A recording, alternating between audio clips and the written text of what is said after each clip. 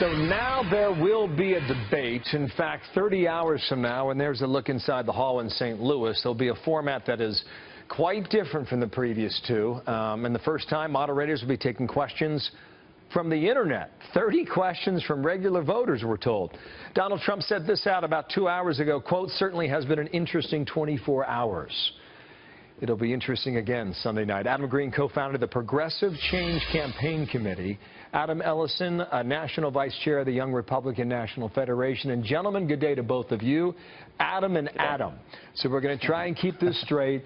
You shall be Mr. Green and you shall be Mr. Ellison. So then, Mr. Green, tell us what you think of the suggestions online. What seemed to be the most common from voters? Yep. So first, in addition to questions being asked in the studio, this is going to be a historic debate where for the first time internet questions will be asked. And at presidentialopenquestions.com, we literally minutes ago hit 3 million votes cast on questions, and moderators will be looking at the top 30 as they choose the ones from the internet. It's been amazing how groups as diverse as the NAACP, the NRA, and NARAL have been involved in this process, as well as the Young Republicans, Young Democrats, our group of progressives, along with Grover Norquist's American for Tax Reform.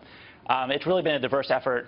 And, you know, things that have risen to the top include questions on both sides of the gun issues. One from the father of a shooting victim talking about gun safety. One that's been supported by the NRA about Second Amendment rights. You know, maybe both will be asked.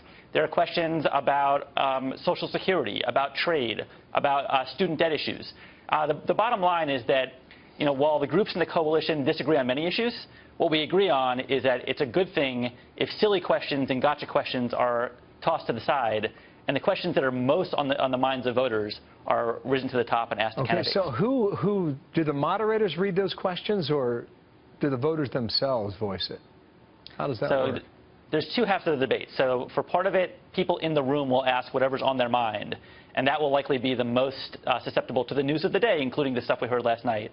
And then the second part of the debate, the moderators will ask questions derived from the internet, and that's where ABC and CNN, co-moderators for this debate, are considering the top 30 questions at presidentialopenquestions.com voted on by the public. Okay, one more question here. Do the moderators, Martha Raddatz, ABC, Anderson Cooper, CNN, how much influence do they have on which questions are selected, or do they have any influence?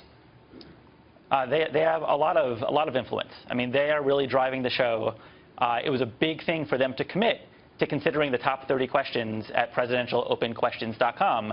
And we are very hopeful that given the huge diversity of groups and interests who have been participating in this process and the sheer number of votes, 3 million at this point, that they will see fit to ask many questions asked from the public. And hopefully this will become the new norm in American politics, regular people having more of a say in the questions. To Mr. Ellison now, what do you think of this process, and is it going to work? I think it's a wonderful process.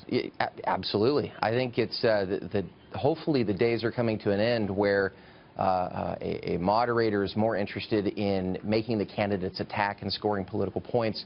Hopefully the days of, look, we want to hear from the public on these debates. These are our debates as the people. And so I can think of nothing more fitting than reaching into the most inner parts of America and hearing from students, from hardworking folks, from successful people, from unsuccessful people, right? What are the struggles that we face? What are the successes that we can have when opportunity is realized in the country? Those questions can all come to fruition right here at the debates, and I think that's an important part of the process, so that there is no agenda. Gentlemen, to both of you, thank you. There's been criticism of the moderators. We'll see how that goes tomorrow night, depending on which side of the aisle you are. Mr. Ellison, thank you. Mr. Green, thanks to you. Adam and Adam. Thank you. Thank you, fellas.